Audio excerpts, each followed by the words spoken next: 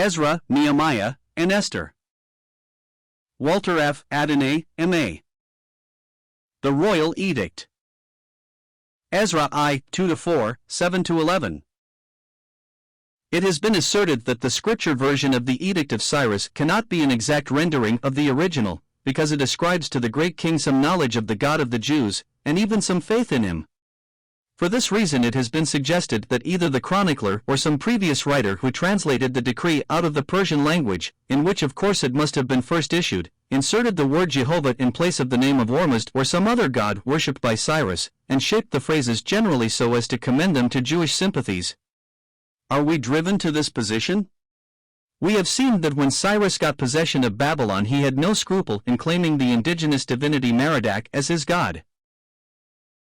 Is it not then entirely in accordance with his eclectic habit of mind, not to mention his diplomatic art in humoring the prejudices of his subjects, that he should draw up a decree in which he designed to show favor to an exceptionally religious people in language that would be congenial to them? Like most men of higher intelligence even among polytheistic races, Cyrus may have believed in one supreme deity, who, he may have supposed, was worshipped under different names by different nations. The final clause of Ezra I-3 is misleading, as it stands in the authorized version, and the revisers, with their habitual caution, have only so far improved upon it as to permit the preferable rendering to appear in the margin, where we have generally to look for the opinions of the more scholarly as well as the more courageous critics. Yet even the authorized version renders the same words correctly in the very next verse. There is no occasion to print the clause, "He is the God," as a parenthesis, so as to make Cyrus inform the world that Jehovah is the one real divinity. The more probable rendering in idea is also the more simple one in construction. Removing the superfluous brackets, we read right on, "He is the God which is in Jerusalem I.e. We have an indication who Jehovah is for the information of strangers to the Jews who may read the edict. With this understanding, let us examine the leading items of the decree. It was proclaimed by the mouth of king's messengers, and it was also preserved in writing, so that possibly the original inscription may be recovered from among the burnt clay records that lie buried in the ruins of Persian cities. The edict is addressed to the whole empire. Cyrus announces to all his subjects his intention to rebuild the temple at Jerusalem.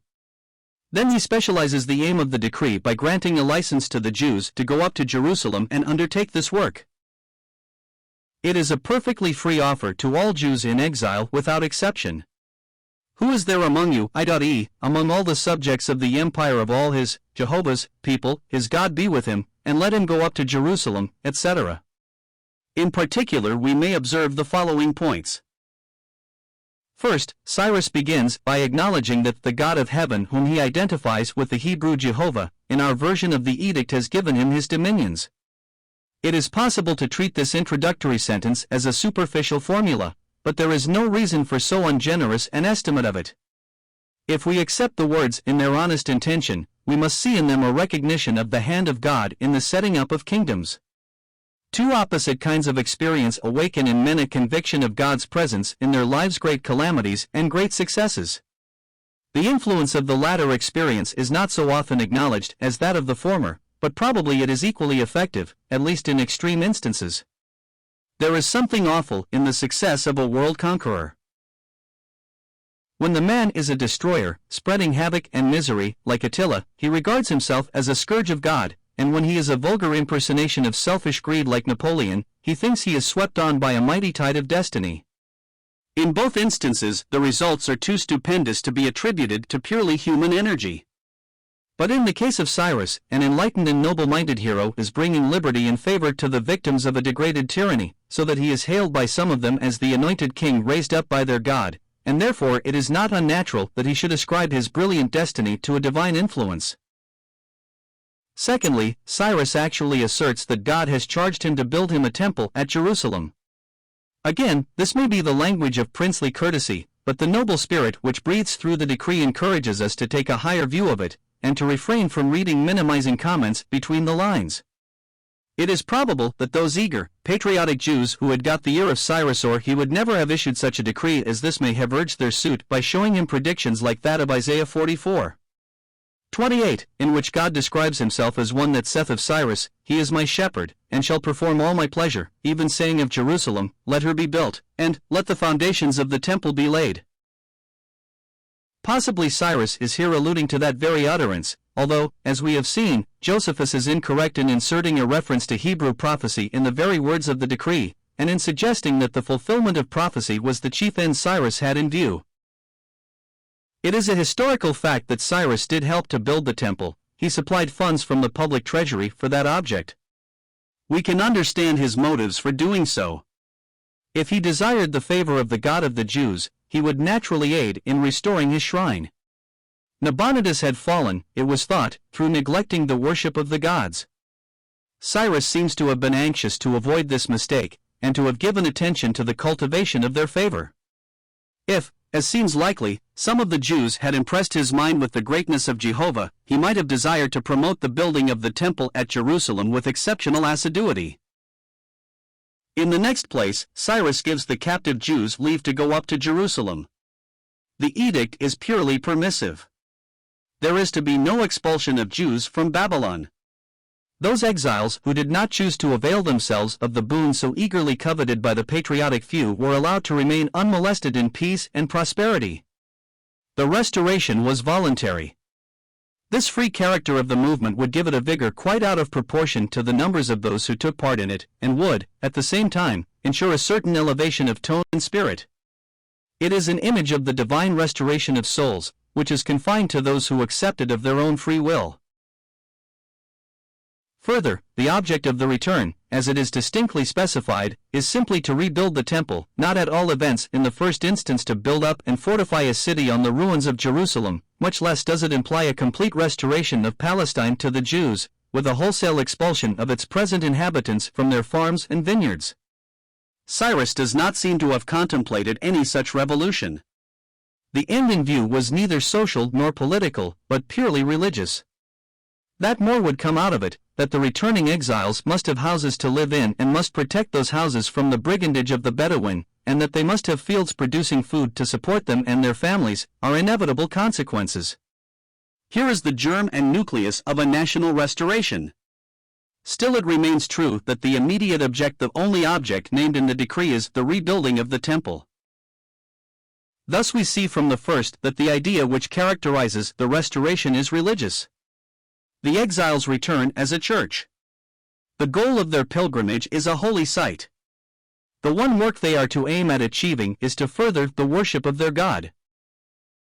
Lastly, the inhabitants of the towns in which the Jews have been settled are directed to make contributions towards the work.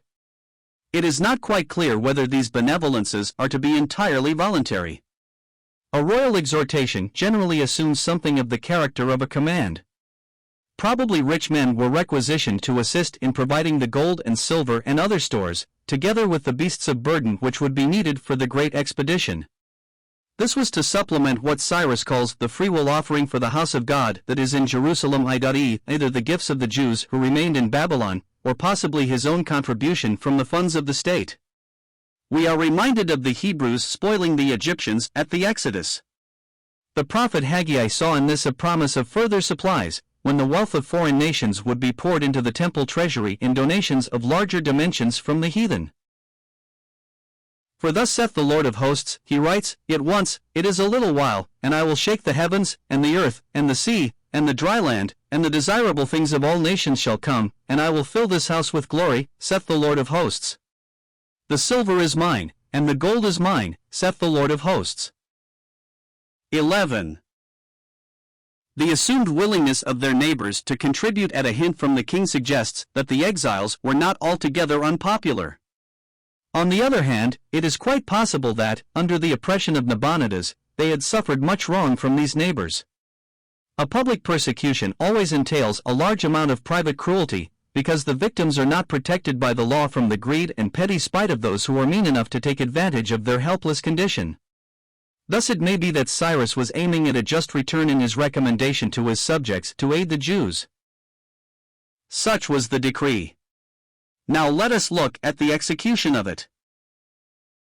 In the first place, there was a ready response on the part of some of the Jews, seen especially in the conduct of their leaders, who rose up, bestirring themselves to prepare for the expedition, like expectant watchers released from their weary waiting and set free for action.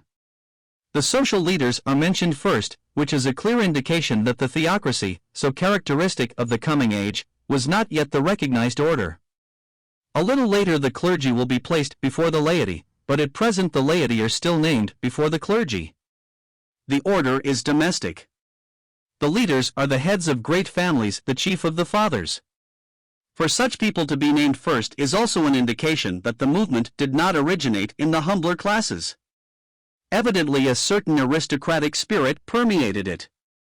The wealthy merchants may have been loath to leave their centers of commerce, but the nobility of blood and family were at the head of the crusade.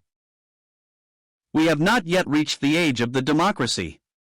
It is clear, further, that there was some organization among the exiles. They were not a mere crowd of refugees. The leaders were of the tribes of Judah and Benjamin. We shall have to consider the relation of the 10 tribes to the restoration later on. Here it may be enough to observe in passing that representatives of the southern kingdom take the lead in a return to Jerusalem, the capital of that kingdom. Next come the ecclesiastical leaders, the priests and Levites. Already we find these two orders named separately, an important fact in relation to the development of Judaism that will meet us again, with some hints here and there to throw light upon the meaning of it. There is another side to this response. It was by no means the case that the whole of the exiles rose up in answer to the Edict of Cyrus. Only those leaders and only those people responded whose spirit God had raised. The privilege was offered to all the Jews, but it was not accepted by all. We cannot but be impressed by religious faith and the inspired insight of our historian in this matter. He saw that Cyrus issued his edict because the Lord had stirred up his spirit. Now he attributes the prompting to make use of the proffered liberty to a similar divine influence. Thus the return was a movement of heaven-sent impulses throughout. Ezekiel's vision of the dry bones showed the deplorable condition of the northern kingdom in his day, stripped bare, shattered to fragments, scattered abroad. The condition of Judah was only second to this ghastly national ruin. But now to Judah there had come the breath of the divine spirit which Ezekiel saw promised for Israel, and a living army was rising up in new energy. Here we may discover the deeper, the more vital source of the return. Without this the Edict of Cyrus would have perished as a dead letter. Even as it was, only those people who felt the breath of the divine afflatus rose up for the arduous undertaking. So today there is no return to the heavenly Jerusalem and no rebuilding the fallen temple of human nature except in the power of the Spirit of God. Regeneration always goes hand in hand with redemption, the work of the Spirit with the work of the Christ. In the particular case before us, the special effect of the divine influence is to raise the spirit, i.e., to infuse life, to rouse to activity and hope and high endeavor. A people thus equipped is fit for any expedition of toil or peril. Like Gideon's little, sifted army, the small band of inspired men who rose up to accept the decree of Cyrus carried within their breasts a superhuman power, and therefore a promise of ultimate success. The aim with which they set out confirmed the religious character of the whole enterprise. They accepted the limitations and they gladly adopted the one definite purpose suggested in the Edict of Cyrus.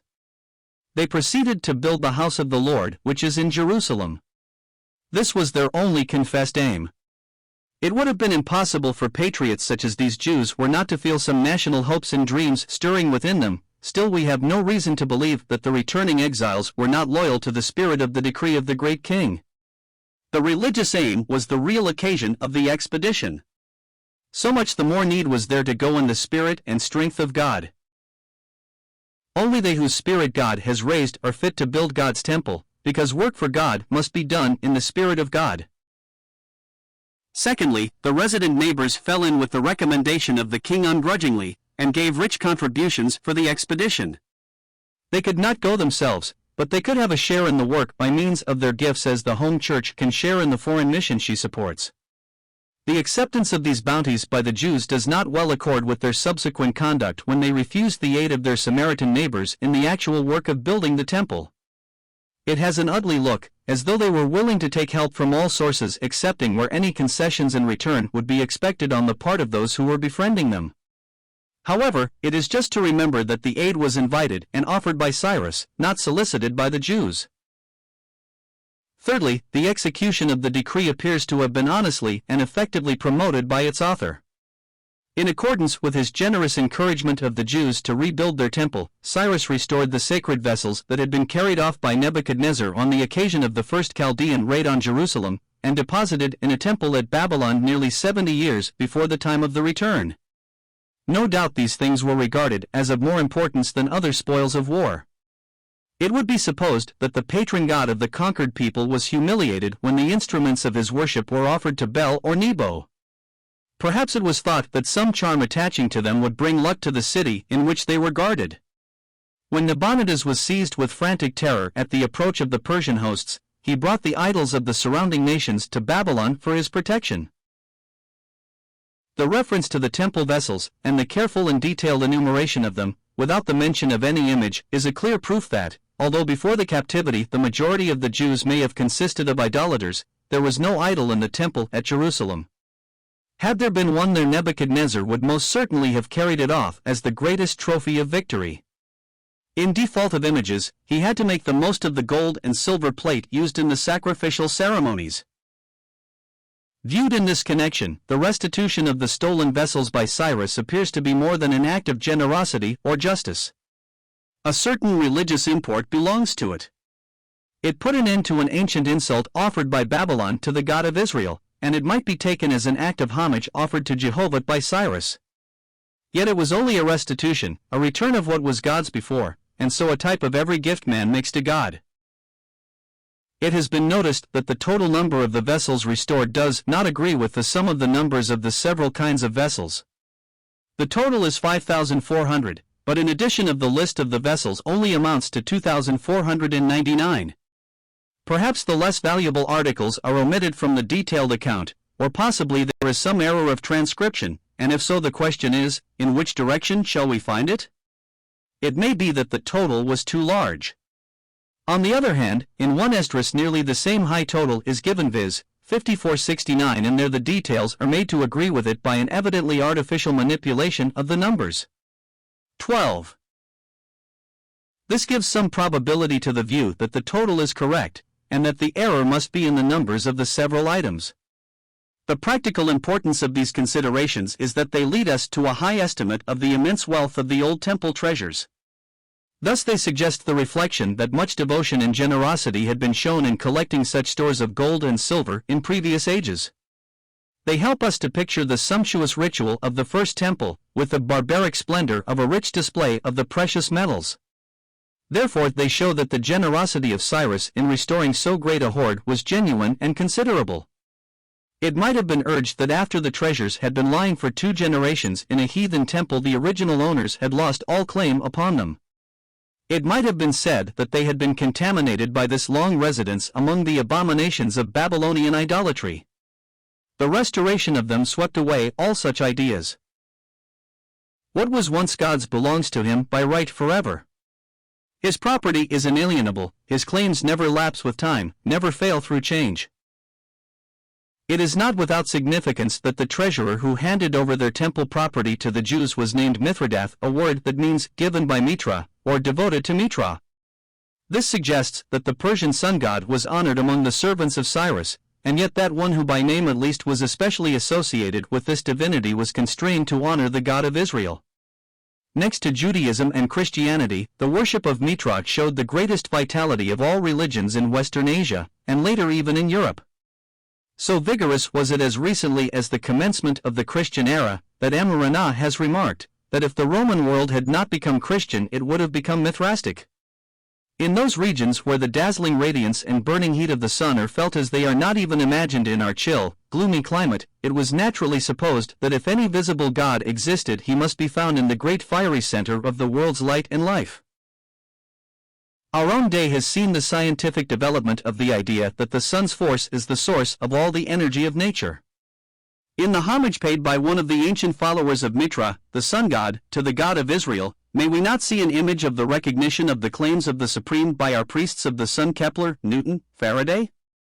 Men must be more blind than the slaves of Mitra if they cannot recognize an awful, invisible energy behind and above the forces of the solar system, namely, a living spirit god. Show less.